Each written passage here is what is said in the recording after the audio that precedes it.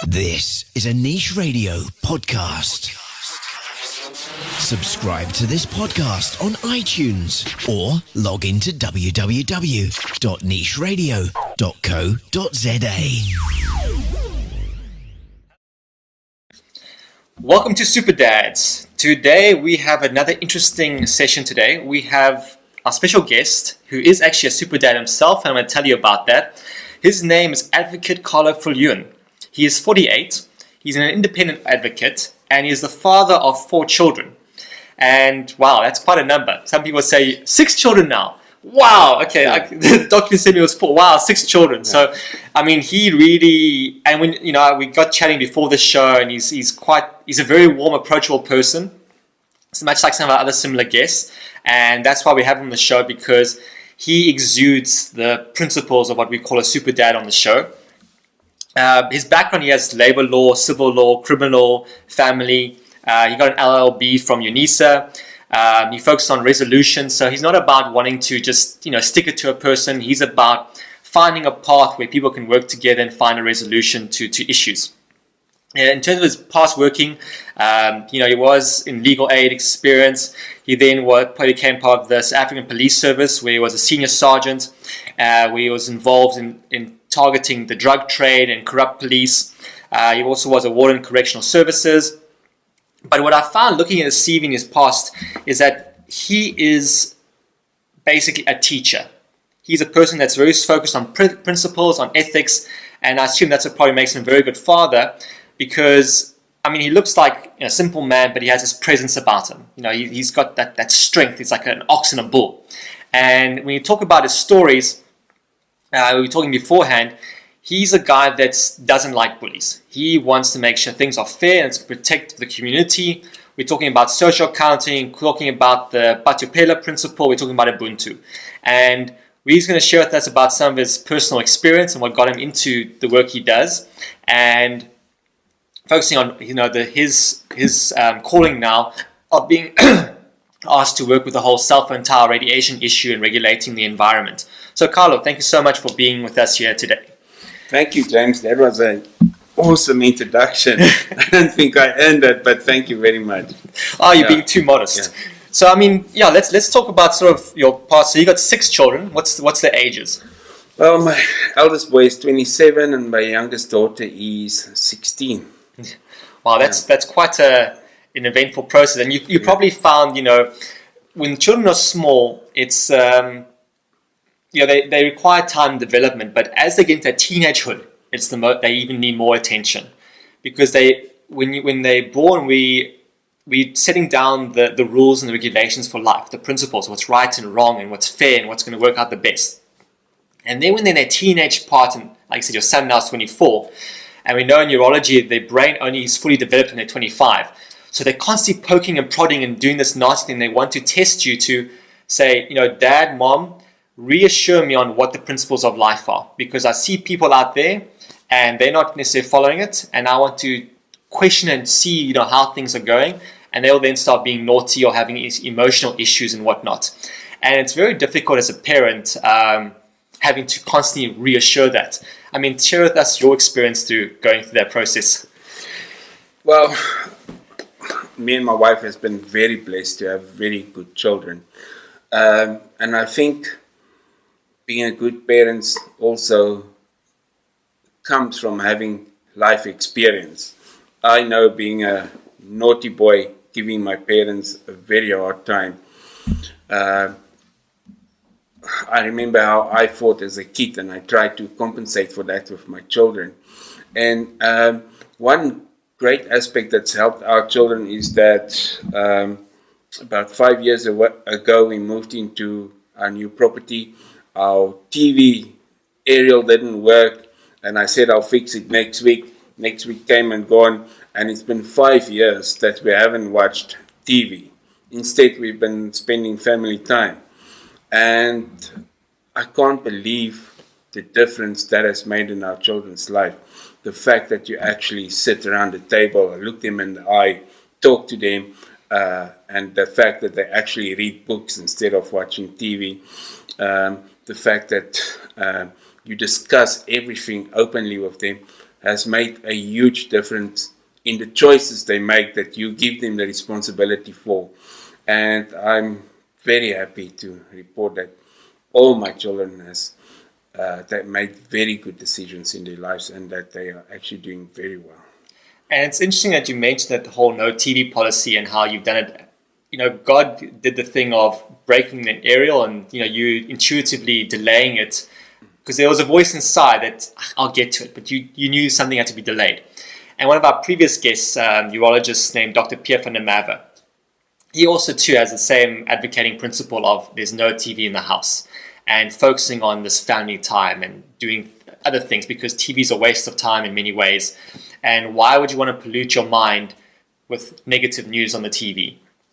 And actually in neurology, they talk about how your DNA is actually programmed by our thoughts. It's a whole chemical reaction of signaling in that.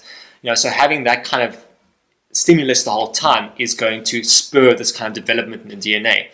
And it's interesting that you've focused on this gut reaction to work on that and develop it, which is really impactful.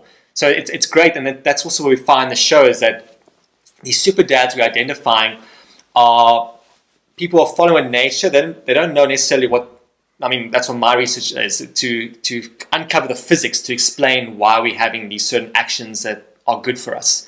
But it's interesting when people take on these intuitive reactions, they do it for the sake of it. And even sometimes when you think, okay, you're going to do something that's good, you go, something's not right here. You need to step back a bit and readjust it. And that we find even with the whole cell tower argument. Persons want to argue, cell towers are bad. And, the thing is, they have to also understand that it's not just a cell tower in terms of radiation. There's magnetic fields, there's the Wi-Fi, and more importantly also, there's the blue light aspect and how it affects the physiology of the brain. So one can't just say it's always one thing. It's about having common sense and hygiene and practice in the home life. And like I said, it's about sitting at a table and looking each other in the eyes, where culturally it's become the practice now of everyone sitting on the table or one on the couch, one on the TV, and you communicate to your parent via WhatsApp or Facebook or that kind of thing. Or it's going, oh, look at me, Dad, because I've taken a selfie picture of me doing something stupid. And then Dad or Mom would post a picture on their Facebook going, oh, look how funny my kid is, ha, ha, ha, ha. And you're thinking, you're driving in public, recording you and your daughter sitting on your lap, driving a car, and she's only 5 years old. It's like, why would you want to incriminate yourself that way? But the society dopamine thing of, yeah, it's cool and it's great and yeah. I've learned so much from my children.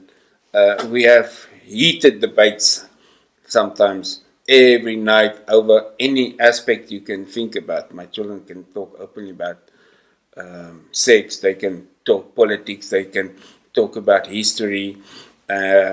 So this aspect that you communicate with your children and that you pray with them and that you actually set an example with what you do. It's actually so enriching to speak to your children and engage with them and debate them and learn from them. It's so much more entertaining than sitting watching some TV program. It's really great, and that's why we have children, to interact with them and to love them and to be part of their lives. So yes, I'm very blessed in that way. I know, and they're fantastic. I mean, even with, and it's amazing also how intelligent children are. Like even the physics stuff I learned that people say, adults say it's too complex. But I teach it to my daughter's 2.5, my son is 1.5, and they understand it. They get it because it's simple, it's practical. And the key thing, as you mentioned just now about, you pray together, it's about faith and unification. And when you look at the science and we look at neurodegenerative diseases like Alzheimer's, dementia, and those things, then actually the best thing, the best medicine and cheapest medicine is your social circle. So you want to avoid toxic people. You want to avoid energy vampires. Yeah. You want to make sure you have this good congregation by your side. And the thing is, what's also tough about that, or inconvenient truth, is that even if, say, your own child or your own parent is, say, a heroin addict or something, or a vampire like that, in order to save first yourself as a person or dad, which is most important, you might have to expel that person from you if they're going to be that energy vampire, because they're not helping themselves, they're not helping you. And for any parent, that must be very difficult. But the thing is, and that's what we talk about in the show, is that to be a super dad, you number one have to be selfish. You need to first improve yourself so that you can be the leading example to your family members and to your community. Because no one's going to follow you if you're not that example. I don't know if selfish is really the right word. Because yes, you have to serve your family, you have to consider them, you have to listen to your wife's opinion and value it, and you have to wash the dishes. It's really enriching to do those things. You're not losing anything, you're serving your family, and from that you really receive a lot. Yes. So I wouldn't say you're losing anything by spending time with your family or praying with them or getting rid of bad people in your circle. My wife's got a saying with everybody we meet, and this is the same saying that our children practices before they engage with somebody, is, what will this person contribute to my life?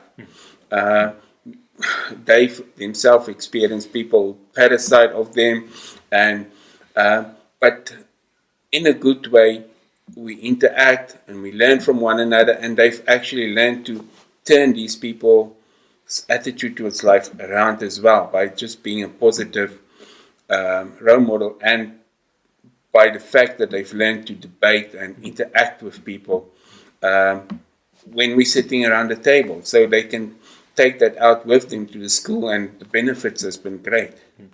So yeah, I mean, it's the same. It's if I just reiterate it. So in terms of the whole, we have to take away the words selfish, negative connotation. Yeah. So selfish in the context you've explained is that your children have learned, okay, I need to first focus on it's us or our immediate family, and we have a pattern, we protect that.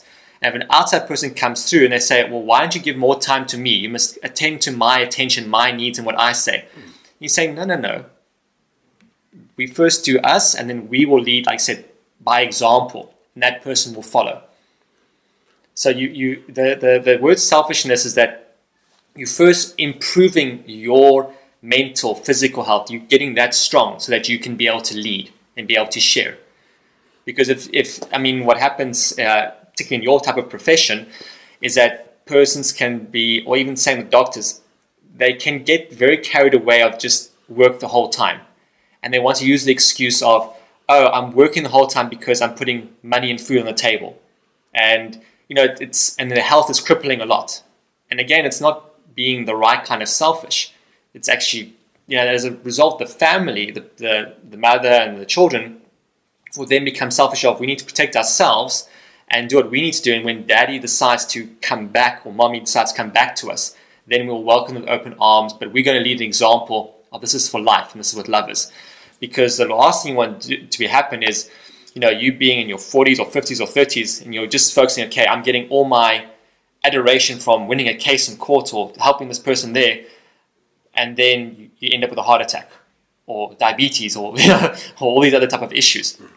And if you don't have that strong support structure that you nurtured of your family first, you're going to be a very lonely and low dopamine asshole kind of person. James, you know what? I've learned through life experience, like you say now.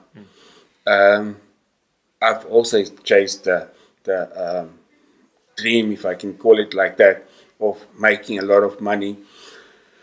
But fortunately, I discovered one day when I was away on a big case, staying in an ultra luxury hotel with just luxury around me and people admiring what you're doing, that all that means nothing if your wife is not there to share it with you or your children.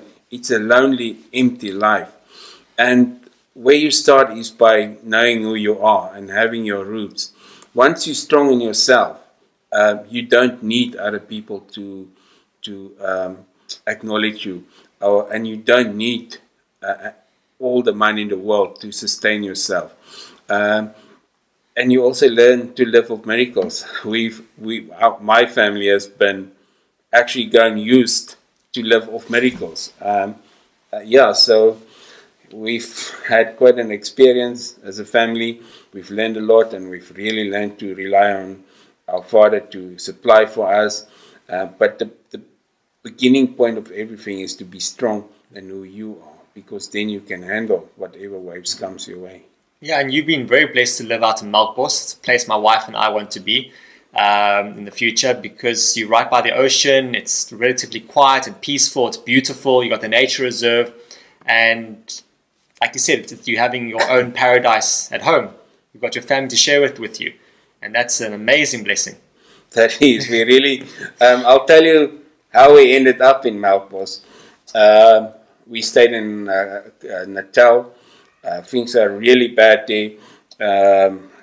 The local government's really not doing what they're doing. Property values have fallen. People can't afford to pay for your service. The crime is out of control. Even though we stayed there right on the beach, my kids couldn't cross the road to go to the beach by themselves. And then one year my wife came to visit her sister in September with all the flowers. I haven't been to Cape Town in maybe a lifetime. I didn't know anybody here. I didn't have any work here. She said, we're moving to Cape Town. I thought she's crazy. 2 months later, in December, we were in Cape Town. We moved here basically on the foundation of love and our belief in that God will supply for us. And we haven't looked back one day. We didn't even see the house that we moved in beforehand. We just took the first house that came our way, and we've been happy ever since. And now you're sort of going out of your way, like we're discussing, you've become, you're a member of the Cape Party as well, and that's merged with the Green Party, and about focusing on how to create this optimal health environment in a way. And that there are ways that you can have double benefits. One, there's economic growth, and two, there's going to be less risk to society and the cost of health and living by doing these different alternatives. And that's part of what my research does, about balancing these things and finding out it's not just one accounting number on one person's selective spreadsheet. It's about how it's going to affect the whole economy in the country and the community.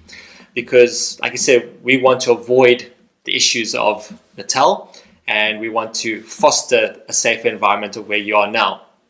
And you've been quite a busy person. You've been called around the country for assistance. There's the National Anti-Cell Phone Alliance. So there has Derek Main here in Cape Town. There's Nikki Moore, and also I understand you'll also be in contact with Denise Rowland from EMF SA. And it's interesting because they're pleading for you for assistance, and it is an overwhelming thing. And most persons in your profession kind of going, I don't really want to touch, it's too complex, or it seems too big, David Goliath kind of scenario. But you've been through the rough houses with your career in the past, and you've dealt with severe criminals and cases and persons of power, with the corruption case and so forth. So you have a much clearer mind of, we just do it step by step, and there's a way we can negotiate this. It might be a long path, short path, but we can be together, we can hold hands, we pray on the mat around the table, and we can find a resolution. So share with us more about sort of, what's drawn you to this cell phone tower issue or case, or cases, and sort of, what is, your understanding of what needs to be done and how it should be done. Because I got to review one of your notice of motions where you're applying administrative law, and definitely one of the best drafts I've ever seen. Of the different case laws I reviewed and notices, how you put the administrative law together and the step by step and tackling it's like poetic. It's perfect. So we're discussing earlier about how to add in there's option of adding the health aspect and putting national declaratory order, which based on what the foundation created should be very easy. But really, share with us more about this masterpiece of work that you've been developing. Oh, thank you, James.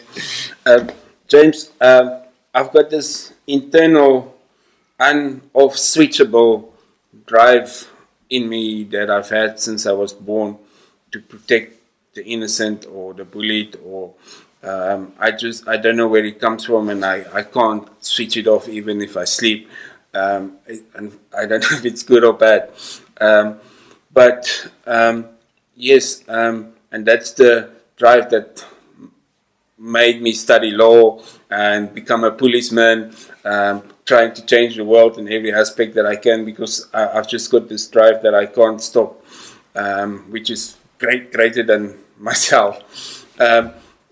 I suppose that in a way got me into the cell tower issue, where when I came to Cape Town, where I thought things would be different than in a town that has, in my opinion, has been lost, and that it will take a superhuman and miracle to actually bring it back to standard. That's why one of my reasons why I decided to come to Cape Town, where I found that the local government and big business simply ignore the man on the street. It's money for them. The man on the street by himself cannot oppose them because it's big government and big company, and they have a lot of lawyers and they have a lot of money, and they simply bulldoze their way through and erect these towers despite everybody's opposition, despite that there's no need, despite that there's serious health risk attached to that. I decided to get involved because I think the cell phone towers, firstly, the process they're using in bullying people into getting the way, and secondly, the dangers attached to it should be addressed. And once I've taken one of them on, I realized that the whole country has been subjected to this type of big corporate bullying, and that there's huge things going on with regard to the towers. And yes, so I'm deeply involved at the moment, and it's great. No, I mean it's really fascinating. The thing is, I think what's also interesting is, like I said, you don't have a problem to face more CMP because everyone thinks it's this whole bigger thing, and you don't have a fear to face higher authorities and try and negotiate with them. And also, we discussed with some other legal guests on the show, there seems to also be this change among advocates and judges, and that where they see this as a problem regarding radiation. They feel it, they see other cases, and they want to do something about it. But there's kind of that tipping point of how it actually is going to be done. And the foundation that you've been doing seems to actually create a very strong tipping point for it to spearhead a new national legislation. And it seems from what the catalyst that you're building up here is going to create a steamroll effect after the fact, which is great. And it's good that you're on that right path and you have that the clarity mindset of, it's simpler. This is how we can do the practice, because we discussed earlier, your legal training is very different to the average person. As you mentioned before, you were married and already had a kid with your wife before you could even go do articles. And you had to take on the training your experience with the law is like a clinician or a medical doctor who's practicing. It's not just academic literature. You understand being in the trenches, what actually is reality, and for that you have a much more innovative mindset and application of how things would go forward. I assume probably a number of years you would probably be asked to join the judges' chambers and go to the Supreme Court or something, given your wisdom. But you might decline that another way because, like you said, your focus of you're a man of the people and you like to be their protector. You like to be innovative on what needs to go going forward. I don't know what your thoughts on that are. Thanks, James. No, I've got no ambition to become a magistrate or a judge. I like what I'm doing. In fact, I love what I'm doing. I don't see it as a profession or occupation. It's just who I am. That's what I do. I think I've been made for where I am now, and I'm doing what I was destined to do. Two aspects. Last night we had a debate with my children about the word fear. My daughter found that somewhere it's written, I don't know the script, that fear is actually a sin. And we discussed it in detail, and we've realized that we actually decided at some stage in our lives to not give fear any place in our lives, because if you fear, it keeps you from everything in your life. And what I've discovered is that your reward is just behind fear. As soon as you step over fear, there's huge reward.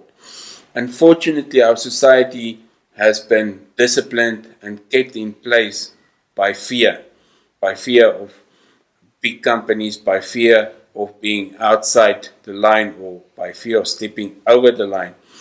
Unfortunately, most of our legal minds has been trained to be part of the system, and the system is not to question big companies, but to serve them and to serve the local community. And they've also been trained to fear stepping outside of that line. However, unfortunately, hasn't been trained in terms of the normal system, because I studied through UNISA, and I didn't attend one lecture. I did attend one lecture, but I found it to be a waste of time. So I just studied myself and learned through experience. But the first thing we need to overcome is the fear of crossing the line, because if we don't cross the line, we're going to doom ourselves, especially with this radiation. Somebody has to say no more, and we're going to question what's going on. And I'm lucky in a way that I'm not fearful of any big companies or big corporates or local governments or anybody else. And my fear of not answering my call of serving the people is bigger than that. So, people just need to realize that they don't have to stand in line, especially when their rights and their health and the future of the children is at risk. Yeah, I mean, the fear thing is a big issue also, like I said, in these institutions and politics involved. I mean, when I had my Payer training in the Department of Justice, they said that the issue with information officers, or even the deputy ones and trainers, is that they know what is right and wrong based on their training. And they'll tell their boss, listen, you have to do this or do that. And the boss will say, well, if you don't do this, like I'm telling you, you're going to get fired or make life difficult. And the problem when it comes to when they end up in court testifying against them, or the crossing line in terms of legality, is that by them not doing what was right, they actually get punished by the law. And they can't just blame their boss. So it's this whole thing of, when one case was, and the lady said, but my boss must do it, and the judge said, okay, doesn't matter. You knew already what was right and wrong. You didn't follow procedure to escalate it. So that's why you are going to be facing the penalties that's going to be served upon you. And, it's even with my research, when I had to interview different persons and data parts within this city for the data. So they asked me to find for them the violations per the policies within the city. And even though I submitted it to them, sadly no action was taken. But the other parties inside said, unfortunately with the politics inside, it's like a 50-50 thing. You have the one side that wants to do what's right, and the other side says, no, we're going to block you because there's politics and money involved. So it's difficult of what one does when it's that thing, because even afterwards there will be the bullying tactics. People will get threatening phone calls, or their services will be shut off, or they'll have all these difficult aspects, or they have third parties coming to their door. So it's difficult. It's challenging for any person, but that's why we're grateful there's persons like you and a growing number of other legal parties that want to actually protect the public and going forward. So if you don't mind sharing, tell us sort of what is your thoughts with this the cell phone towers going forward.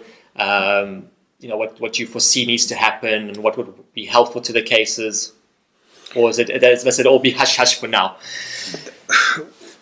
People firstly need to understand that they have a right to oppose these towers. They also need to understand that there is a health risk involved. They need to understand that there's a set out procedure in every local municipality. They've got their own policies and procedures which they need to follow. There's the Promotion of Justice, Administrative Justice Act. There's the Municipal Systems Act. There's the Constitution that guarantees you the right to fair administration action and to health. Is the Equality Act as well? Yes. So you do have rights. You don't have to fear to stand on your rights. The fact that the municipality simply ignores you doesn't mean that it ends there. You also don't have to fight this fight alone. What I've been encouraging communities to do is to stand together. Instead of one person taking this huge cost and time and effort on them, you can actually come together, whoever is affected by this. If there's 10 people standing together and 10 people contribute something towards it, then you can make a stand and you have the finances to do it. But on the one side, I'm also doing this basically on the principle and not for the financial gain. So people are welcome to contact me. I've got a set of lawyers that I'm working with already and a good team of experts in various fields. And we're not doing it really for the financial gain. We're doing it on principle. So yeah, there is a way out. As long as people realize there's a way out. These cases are going to take probably years to finalize because the government and the big corporates are throwing a lot of money and a lot of lawyers and a lot of time at it. But we're here to stay. So we'll cross one bridge and one battle at a time until we've won the war. And Keith, I said also it's about the communities coming together, because what the Department of Justice taught was South Africa works on a French politics system, meaning that people have to go on the street to sort of toy, get the media involved in order to demonstrate public interest. So for a judge in reviewing a matter, if they're seen as being on a front page or carte blanche or something like that, that already for him demonstrates this matters in the public's interest and creates more weighting for him to apply his mind in reviewing the matter and then going forward. Yeah, that's right. And that brings us back to the entire political system of this country, which favors the politician and the political party that's in charge. And that's a reason why I'm with the Cape Party, because we advocate direct democracy. That means that you don't vote for a political party, you vote for a system. So if the local community in Sea Point is not happy about their electricity supply and billing system, any person has the right to suggest or propose a better system or a small tweak to the system, and people vote on that. And by that means you remove the politics from these systems, and you directly are in control of it, and it evolves all the time. So it's a huge battle. We need to change our minds and stop fearing our government and corporate government, and we need to start thinking out of the box, because there's a huge future for us. We just need to take hold of it and bring it to life. And what's extending on that whole empowerment of the individual and the community, I'm bringing earlier from what the Constitution said. Sorry, I had some background there. What the Constitution said is that it created the Municipal Systems Act to empower municipality, and it was there that this whole confusion with the radiation thing is this memo issued by the Department of Health back in 2010 and before then, and it being sort of gone through this broken telephone effect of misinterpreting and saying now it is national legislation. In reality, there is no such thing. There is no national legislation on this matter. But what happens is that municipalities are actually empowered to develop or implement their own bylaws for cell phone tower radiation or any radiation emissions. And I mean, that's why we have countries like Paris, who has very strict standards. We have countries like Russia, we have China, we have Italy, whole national things. But the whole reason why the Constitution empowered municipalities is that it empowers them to create more stringent bylaws, provided they don't hinder or conflict with national legislation. And by encouraging municipalities to develop these more comprehensive bylaws, it then actually creates the framework for developing a new national policy or new national legislation.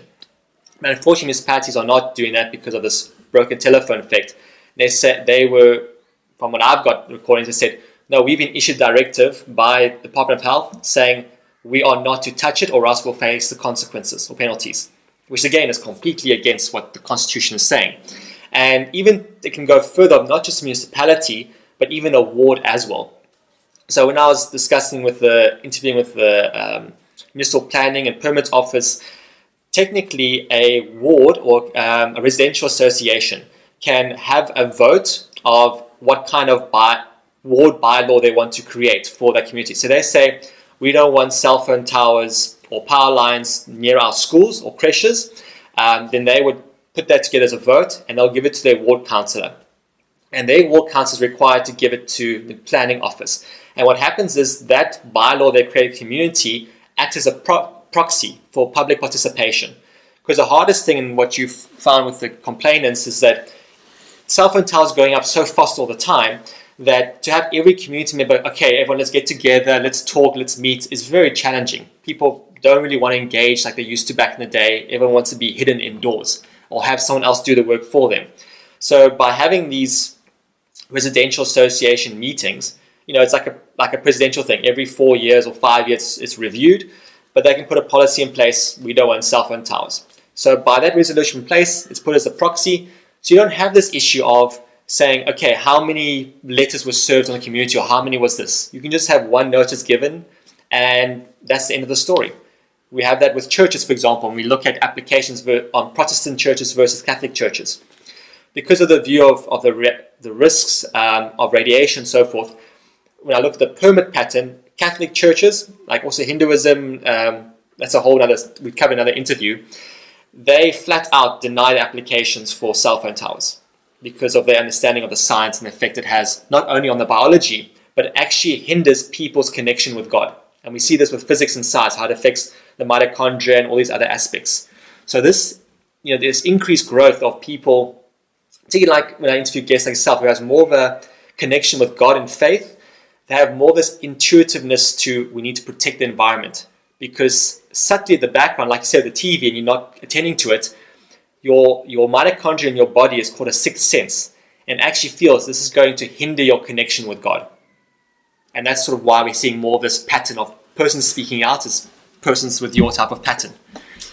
Well, our Father's message is quite clear to us. If we humble ourselves and we cry in front of Him and we come back to His way, He'll bless us and heal us and prosper us. We can't do that if we into technology all the time, if we disrupt it and divert it by things constantly.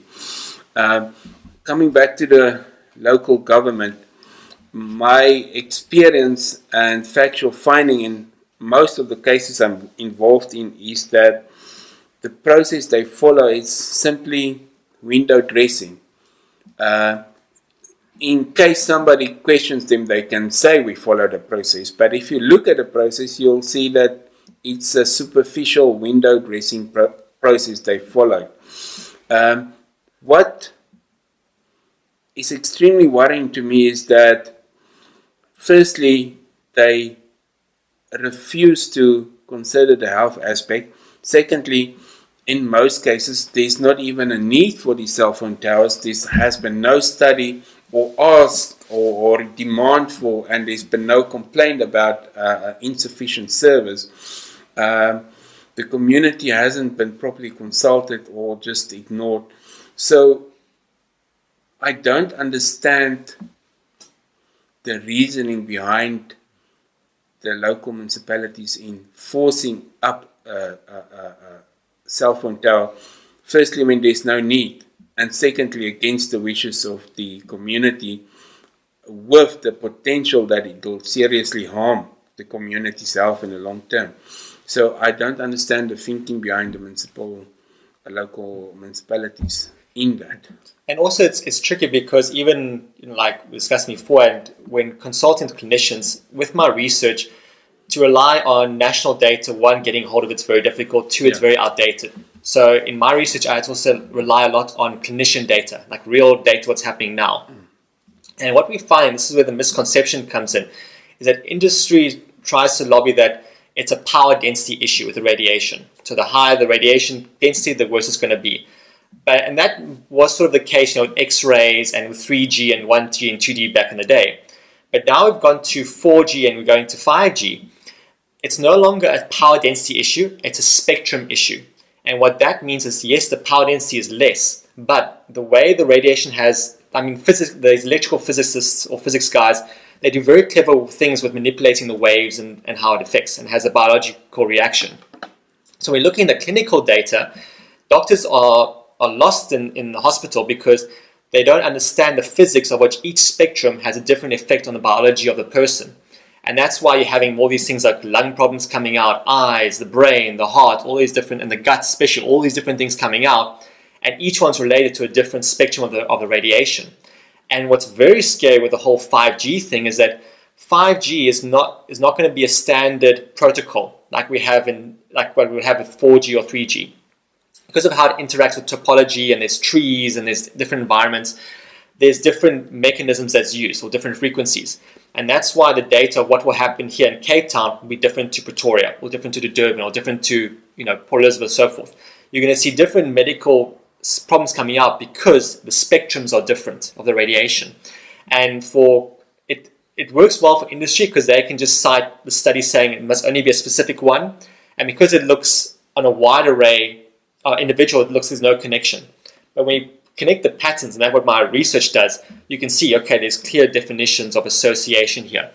And that's sort of why there's been this global movement now to stop 5G rollout. Because it's, the clinical data is so much stronger, and these effects of what's happening with people, and even these knock-on effects are so difficult to understand, like this increase of depression and suicide shooting.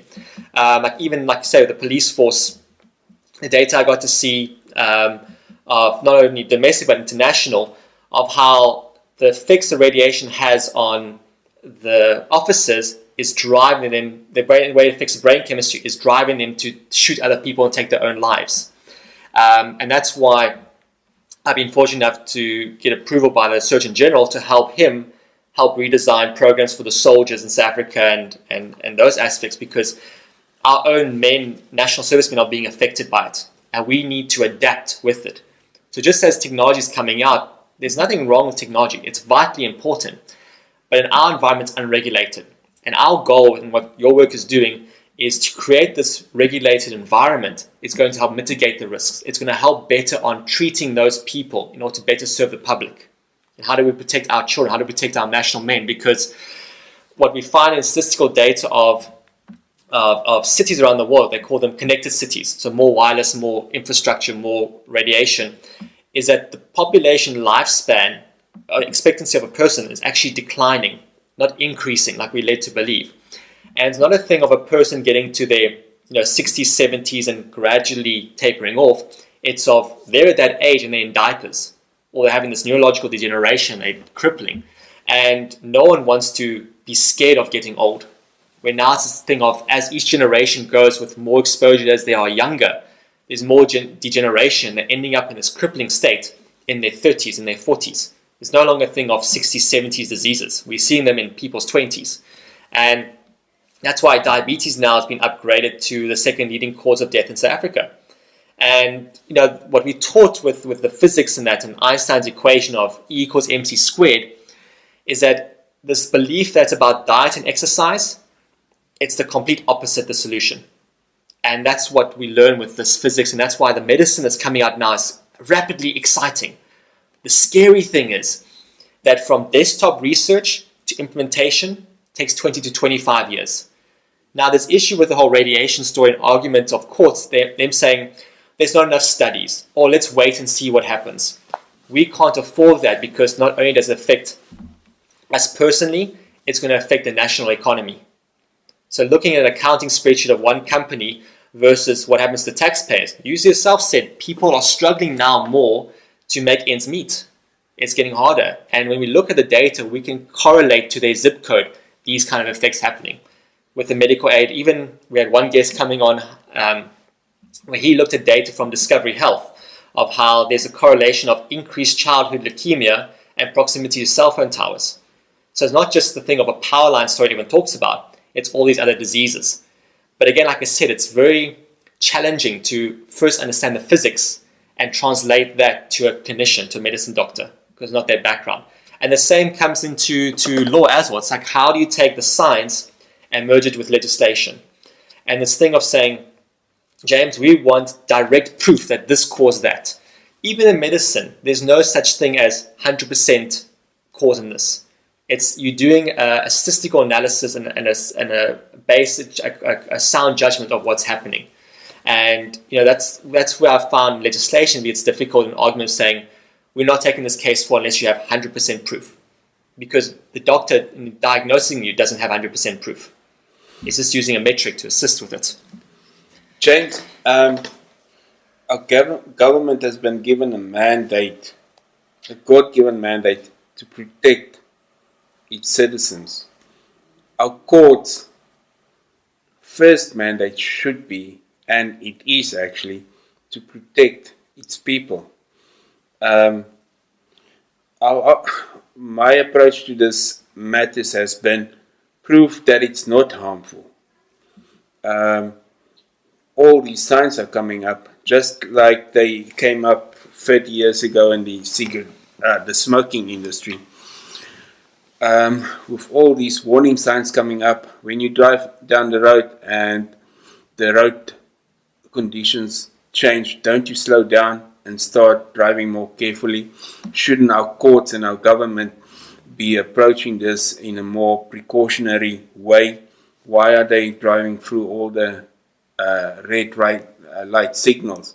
There's serious signs showing that there's serious risk involved, and to ignore them all is simply reckless by our courts and by our government. Hopefully soon our courts will approach this matter much more carefully and applying the precautionary principle and saying there's not 100% proof that it's, maybe they're not, because my submission is that very soon I'll be able to prove that it is dangerous. But let's say we can't prove it. Is there a proof that it's not dangerous? And also, shouldn't we at least err on the side of caution than simply just driving through recklessly? No, that's absolutely correct. And like I said, there's that, it's bringing you up to speed where you say, you still learn the science, is there 100% proof? Yeah. And the good thing is, the science, there is 100% proof, without question. The difficulty comes in how to navigate the language and how to actually clear up the other bullshit out there and actually what it is. And, like we have with the solar industries, they would say it's safe. And yes, they are correct in saying it's safe, provided you ask them to disclaim under what circumstances. And when they include that whole other paragraph, you get to understand the picture that, hold on, real life isn't like that. So you might say, yes, driving through a red robot is safe, provided there's nobody on the road. Yeah. But when you have other people driving and you have the risk factors of people not following the rules, not wearing a seatbelt, car not serviced, someone driving Ferrari versus a skedonk, we have a whole different reality. And that's why we regulate the environment based on what your proposition is. We definitely need to regulate this, and we definitely need, I would argue that we actually need an alternative, and I'm hoping that you'll come up with an alternative soon so we don't have to expose our people to all these dangers. And that's the point of this show. It's to help create public awareness, public interest. People become more aware of the different implementation solutions so they can actually become stronger in create this community cultural sharing and changing in the environment. The difficulty thing is, and what's heartbreaking, is that even when we design these protocols to treat people's ailments and that, a person cannot get better if the environment does not change. So, if a cell phone tower goes up and a person is even doing all the protocols to make themselves better, they can be, in many cases, a point where they can't get better unless the transmitter is changed or removed. And even the cell phone company's literature guidelines they endorse stipulates clearly for persons that have these kind of problems, they have to reduce the levels and or completely remove the transmitter. But the reality is, like I said, otherwise people have to move, and not everyone can sell their house, or if they're renting, they can't find another place, they lose their job, people get divorced, all these issues, it's crippling. So yes, thank you very much for being on the show, and we look forward to having you again on the show as your matters progress. Do you have any final words or advice for our listeners out there, particularly you being a dad as well, bringing the two together? What's the final words of advice you have? I'd say thank you to you, James, for the good work you're doing. And we need good, intelligent people like you to really research this so people can understand it. My final advice maybe to people is that there's hope out there, that you don't have to succumb to your fear, that there is a way to combat this. All you have to do is make the decision to actually stand up and say no and take it from there. Great. Thank you so much for being on the show. Thank you. For more, visit www.nicheradio.co.za.